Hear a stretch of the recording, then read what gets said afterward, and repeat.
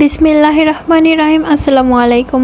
অনেক আপুদেরই গোলাপের রিকোয়েস্ট ছিল, তো ভাবলাম যে গোলাপের টিউটোরিয়াল ভিডিওটা তাড়াতাড়ি দিয়ে দিই, কারণ এটার রিকোয়েস্ট সব থেকে বেশি পরিমাণে এসেছে আমার কাছে।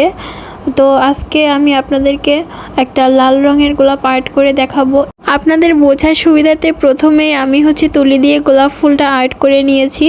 এরপর যে পাপড়ির ভিতরের যে সাইডটা ওইখানটাতে হালকা পরিমাণে কালো কালারটা দিবেন, মানে একদমই সামান্য একটু কালো নেবেন। কালো কালারটা যেন কোনোভাবে বেশি তুলিতে না ভরে, এইরকম করে কালো কালারটা দিবেন, কারণ পাপড়ির ভিতরের দিকটা সবসময় একটু ডার্ক কালার থাকে, তো মানে তুলিতে একদমই সামান্য একটুখানি কালো কালারটা দিয়ে তারপর লাল কালারটা দিয়ে খুব ভালো করে মিক্স করে দিবেন, তাহলে একটা পাপড়ির শেড চলে আসবে।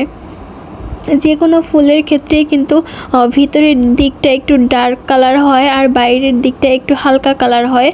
তো এভাবে করেই কিন্তু পাপড়িগুলোকে বোঝা যায় যে না, এখানে কয়েকটা পাপড়ি রয়েছে। তো এগুলো হাইলাইট করা কিন্তু অত্যন্ত জরুরি, বিশেষ করে ন্যাচারাল কোনো ফ্লাওয়ার আর্টের ক্ষেত্রে। আর আমরা সব সময় ট্রাই করি ন্যাচারালভাবে একটা আর্ট ফুটিয়ে তোলার, যাতে দেখে একদম জীবন্ত ফুল মনে হয়। এরকম করে যদি কাস্টমারকে দেওয়া যায় তাহলে কাস্টমার এমনিতেই পছন্দ করে নিবে। তো এখানে আমি প্রত্যেকটা পাপড়ির ভিতরের দিকটাতে কিন্তু হালকা পরিমাণে কালো কালারটা দিয়ে হাইলাইট করে দিচ্ছি, যাতে বোঝা যায় যে এখানে অসংখ্য পাপড়ি রয়েছে আর একদম যাতে ফুলটা ন্যাচারাল লাগে। এইভাবে করে প্রত্যেকটা পাতার ভিতরের দিকটাতেই ডার্ক কালার করতে হবে, যাতে দেখেই মনে হয় যে একটা জীবন্ত ফুল ফুটে আছে। আর আপুরা, আপনারা আমি মনে করি যে অনেকবার প্র্যাকটিস করার পর হয়তো বা পারবেন, কারণ এই গোলাপটা আর্ট করা অনেকটা কঠিন। আমার প্রায় 4 থেকে 5 ঘন্টা সময় লেগে গিয়েছিল একটা ওয়ান পিসের ডিজাইন করতে। তো আপনারা একবার না, আমি বলবো যে বারবার প্র্যাকটিস করতে হবে।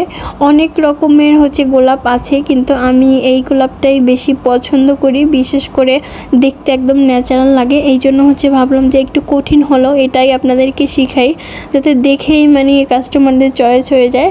তো এরপর আমি আরও একটু হাইলাইট করার জন্য পাপড়িগুলোকে সাদা কালার দিয়ে নিচ্ছি উপরের দিকটাতে। আর এই সাদা কালারটা কিন্তু খুব ভালোভাবে লাল কালারের সাথে মিক্স করতে হবে।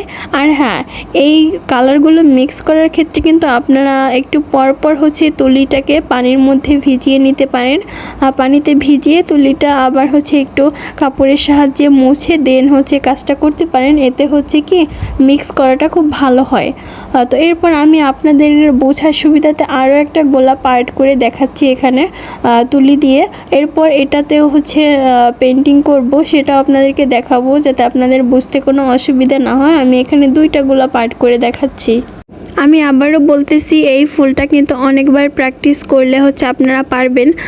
আমি জাস্ট আপনাদেরকে বলতেই পারবো প্র্যাকটিস করার কথা, কিন্তু বাসায় গিয়ে তো আর ধরে ধরে প্র্যাকটিস করাতে পারবো না পুরা।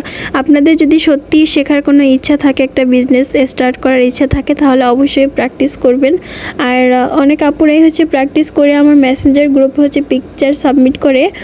আপনারাও চাইলে করতে পারেন, আমার মেসেঞ্জার গ্রুপে অ্যাড হতে পারেন। আর এই ফুলটা যদি কেউ ট্রাই করে থাকেন, অবশ্যই কিন্তু কমেন্ট বক্সে পিক দিয়ে যাবেন, এই ভিডিওটার কমেন্ট বক্সে। যারা যারা ট্রাই করবেন অবশ্যই পিক দিবেন আপুরা। তো এরপর আমি এই ফুলটাও সেম প্রসেসে আর্ট করে নিয়েছি। ফুলটা কমপ্লিট হওয়ার পরে ফুলটাকে আবার আমি হাইলাইট করব, যাতে আরও ন্যাচারাল লাগে, সেম প্রসেসে সাদা কালারটা দিয়ে। আর এই সাদা কালারটা কিন্তু খুব ভালোভাবে মিক্স করে দিবেন, যাতে বোঝায় যে এখানে একটা পাপড়ি আছে উপরের দিকে ওঠানো। তো এরপর আমি আপনাদেরকে একটা কলি আর্ট করাও দেখিয়ে দিব, যেহেতু 2টা গোলাপ আর্ট করা দেখাই। আবার বলবেন যে আপু কলি কিভাবে আর্ট করে, তো এই জন্য একটা ভিডিওতেই দেখিয়ে দিচ্ছি। তো এটাকেও সেম প্রসেসে করতে হবে। ভিতরের দিকটা ডার্ক কালার করতে হবে, আর বাইরের দিকটা হালকা কালারে রাখতে হবে।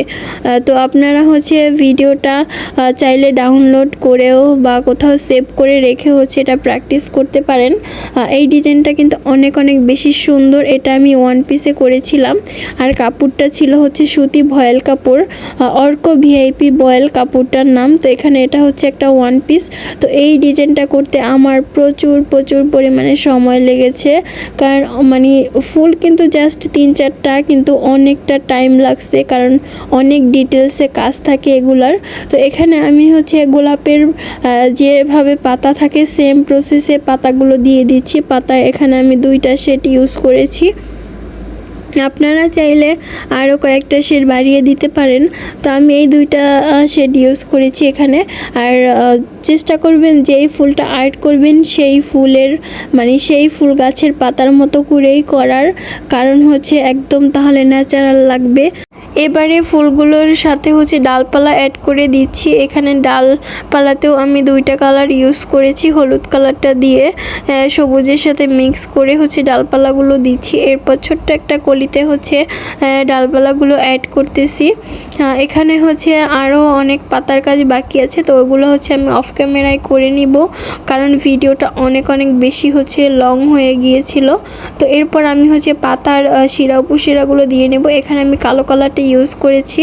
আর দেখেন পাতাগুলো কিন্তু একদম গোলাপের পাতার মতোই করেছি, মাথার দিকটা একটু সুচালোর মতো থাকে। গোলাপ ফুলের পাতাগুলো আমি সেমভাবেই কিন্তু হচ্ছে করেছি, একদমই ন্যাচারাল লাগতেছে আমার এই ডিজাইনটা। আপনাদের কাছে কেমন লেগেছে অবশ্যই কিন্তু আপনাদের ছোট্ট একটা কমেন্টসের মাধ্যমে জানিয়ে যাবেন।